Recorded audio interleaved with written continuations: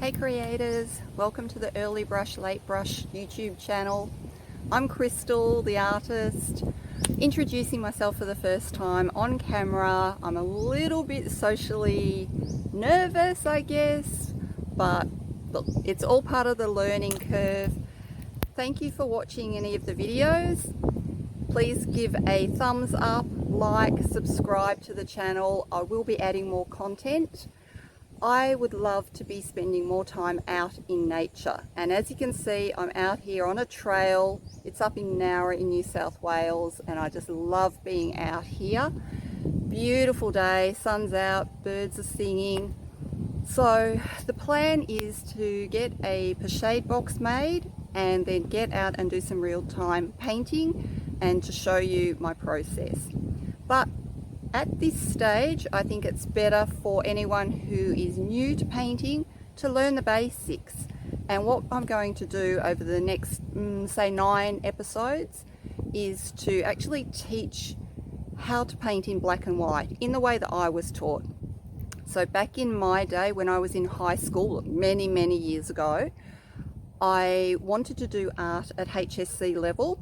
And my teacher said, well, if you're going to do practical art, you need to get yourself a teacher. So I found one who painted in oils, and every Wednesday from 7:30 until 9:30, I would go and work on still life paintings and then gather up the courage to actually go out into the landscape and apply the knowledge that I had gained. Now, during all of those evening hours, we had to start in black and white. He said to me, the teacher's name was Graham Hinton Moore, and his son was also a painter, David Moore. This is down in Victoria. And they said if you were to go to Europe and study, you would spend about 2 years painting in black and white. Well, I said, look, I'm doing HSC art and I have to get everything done by the end of the year. So can you fast track me? And he said, well, we'll start and we'll see how you go. The very first class that he did, it was tonal scales. So I'm going to upload those tonal scales and show you the process. And you can practice at home. Then the next one was he created just an abstract design in black and white. And he said, now, Crystal, you have to copy that. So measure it correctly, get the grey colours, the dark grey, the mid greys and the light greys, and then the pure whites. Get them right and place them correctly. And then we'll progress to working a black and white image from a picture. And what he did then was he turned the picture upside down. He said, I don't want you to think that this is a person sitting on a horse. It's just blocks of colour. It's just various shades of grey called tones. And then he made me do one where the image had to be the right way up. From there, we progressed to actually setting up a real life, a still life arrangement, 3-dimensional, and I had to paint that in black and white. Each lesson built on the previous one. So that's what I'm going to show everyone who is wanting to learn the basic steps. After all of that is under our belts, then we'll move into colour. After the colour ones, we will then move to outside and paint from life. So I hope you enjoyed the process. Again, thank you for watching.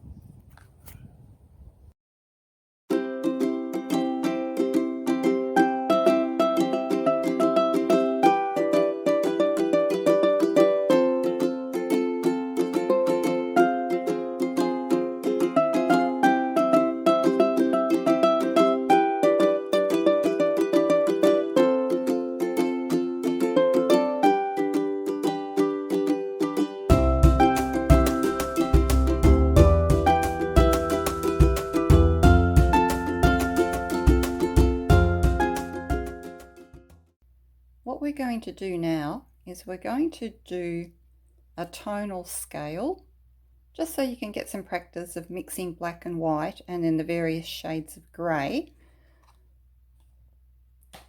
I've just got a strip of canvas here, and I'm just going to do 2.5 centimetre marks.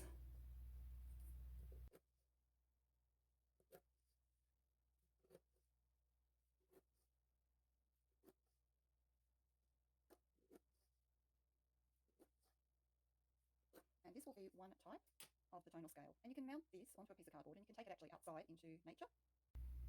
In learning to do the tonal scales, what we're going to do is on our palette we're going to squeeze out some white paint, and then we're going to put 8 little dots, 1, 2, 3, 4, 5, 6, 7, 8, because we're going to make various shades of grey. And then down on this side we're going to have black. Now I'm using Reeves paint. It's an economical paint, beautiful buttery consistency. I'm not affiliated with them. I don't get any paid income from promoting them. It's just something that I have been using, and I find they're a really good paint for both beginners, intermediate, and basically a good paint for a hobby artist. Now what I'm going to do is move the palette out the way, and we're going to put the black. I'll just turn the palette, maybe you can see a little bit. We're just going to put the pure black in the first square. I've just got a manila folder behind this strip of canvas, so it doesn't matter if any paint gets on it. And we'll just go as neatly up to the line as possible.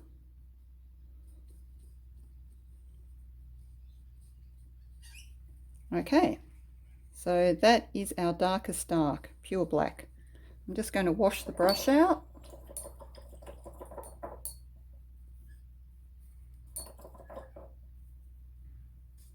And then from our palette, we're just going to take the pure white paint and put that down at the very last square.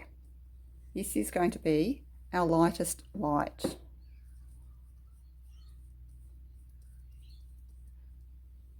So this would be reserved for highlights or very bright areas of sunshine, snow. Okay, the process now is to make a whole variety of shades of grey that exist between the white and the black. Now the human eye can actually see many more than this limited amount. So what we're going to do is take some black and add just a tiny little bit of white, and we want to make this puddle a fraction lighter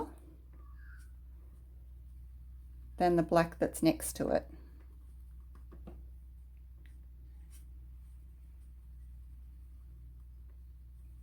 We can adjust as we go, but let's put that on now.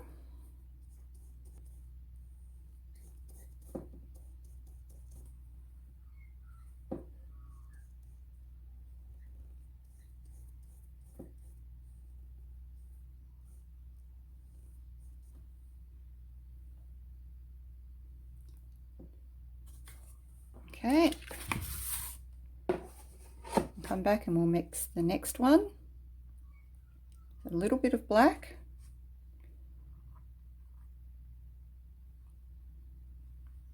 And this time more white.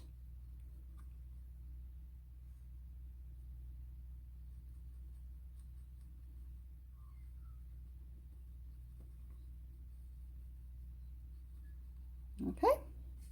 Move the palette out the way, put our tonal chart back.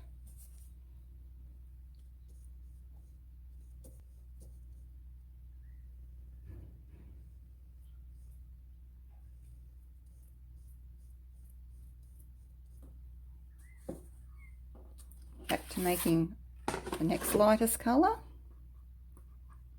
What I might do is just pick up some of this. Oh, we'll keep it for a little while.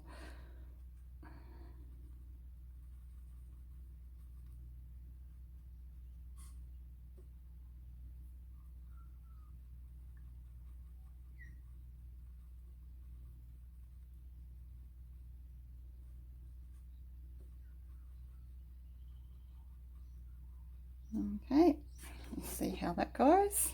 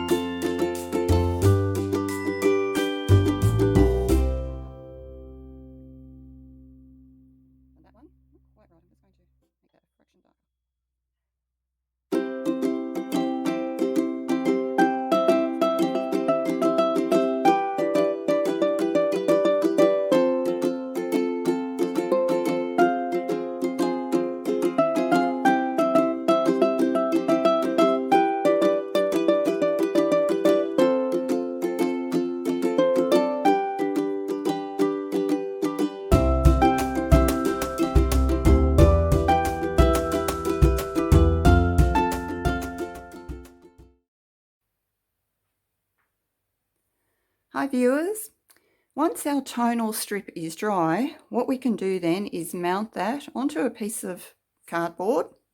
I've cut it to the length of the strip. I'm just going to use some Aquid here, glue.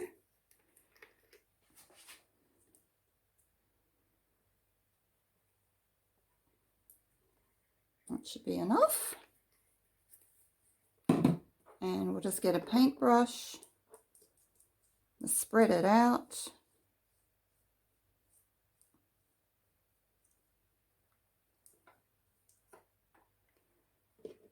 And then we'll just adhere this. Now the paint here is still just a little bit tacky, so I'll press it down later. I'll cut the ends off as well. But now we have a tonal scale that we can take out into the landscape when we go painting, and then we can hold it up against the scene that we're looking at and determine what might be a very dark tone, what might be a mid-tone, what might be a light tone, and what are our highlights. Okay, we now have our tonal strip done. We've got 10 different tones here. The whitest part is number 1, 2, 3, 4, 5, 6, 7, 8, 9, and our very black is number 10. This is a helpful tool to take outside into the landscape. Most people, if they're going to be painting indoors, they will have taken a colour photo and also a black and white that they can use. This is going to be a horse painting that I'm going to be doing for somebody as a gift at some future point in time. You can see here, I'll just zoom back out. There we go. This is what we would see if we were standing in the landscape. Actually, disregard the fact that it's very blue. The print center color settings weren't very good, but it doesn't matter. As an artist, I can use my own colors. This is just mainly to get the proportions for when I draw it up on the canvas, right? If we were in a landscape and we were seeing something like this, we would have to learn to turn our color seeing vision off and pretend that we can only see in black and white so that we can get the right tones. Once you get the darkest dark in place and you know where the lightest light is going to be, then you just mix the tones that are in between those ranges. Yes, you'll be converting them into color, but this makes for a very good foundation. If we take this black and white image away for now and we just have this one, we're going to pretend that we're out in the landscape. Yes, you could take a color photo and then use the app on your phone to change it to a black and white image. Then you'll see the tones very easily. But if you're going to paint outdoors and not use technology, you want to train your eye into seeing or converting the colors that you see into their relevant tones. If we look at this picture and ask, okay, where is the center of interest? That's going to be the horse. They're beautifully lit up by the sun, and there's this dark backdrop that frames them. So there's absolute beauty in this design already. The horse stands out because it is very dark against this lightest area, and this dark frames them both. If we put this tonal scale here, we can see that the rump of the horse and the head of the horse are not actually a black. If we move this scale down, this is probably too light, but number 9 would be about the right tone for the dark patches of the horse. Then if we were to start blocking in the background trees, if we put this tonal scale here, we can see that level 10 is too dark. Level 8 is probably too light, but level 9, if we squint our eyes and look through our eyelashes, level 9 would be about the right tone for all of the mid-ground trees. If we wanted to find the right tone for this lighter coloured horse, we would just put the tonal scale there, we would squint, okay, down to this one, still too dark. If we come to this one here, if we squint, the rump of the horse and this tone almost match beautifully. So that is level number 1, 2, 3, 4, 5, level number 6. That would be the tone that we would make.